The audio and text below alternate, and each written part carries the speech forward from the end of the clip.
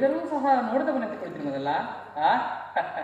ಇರಲಿ, ನನ್ನ ಯೋಗಮಾಯ ಬಲದಿಂದ ಈ ಭೂಮಿಯನ್ನು ಒಂದು ಸಾರಿ ಮೆಟ್ಟಿ ತಾನಾಗಿಯೇ ನನ್ನ ಪಾದದ ಮೇಲೆ ಬೀಳುವ ಹಾಗೆ ಮಾಡುವೆನು.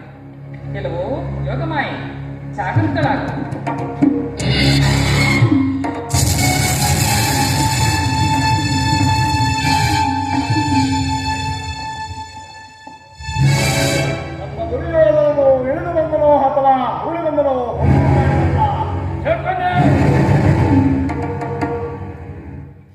ಸುಯೋಧನ ಚಕ್ರವರ್ತಿ, ಸಾರ್ವಭೌಮರಾದ ನೀವು ತುಂಬಿದ ಈ ರಾಜ್ಯಸಭೆಯಲ್ಲಿ ದೂತನಾಗಿ ಬಂದಿರುವ ನನಗೆ ನಮಸ್ಕರಿಸುವುದೇ?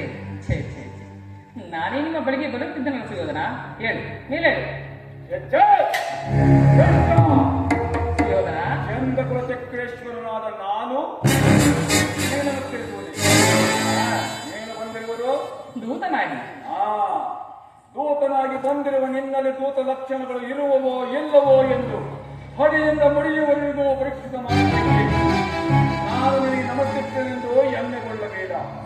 ಪಾಂಡವರ ರಾಯಭಾರಿ ಆ ಒಂದು ವೇಳೆ ನಮಸ್ಕರಿಸಿದ್ದರೂ ಅದು ಈ ಭೂದೇವಿಗೆ ಹೊರತು ನಿನಗಲ್ಲ ಕೃಷ್ಣ, ನಿನಗಲ್ಲ. ಬಹಳ ದೂರದಿಂದ ನಡೆದು ಬಂದಿರುವೆ. ಈ ಉಳಿದ ಪೀಠದಲ್ಲಿ ಕುಳಿತುಕೋ.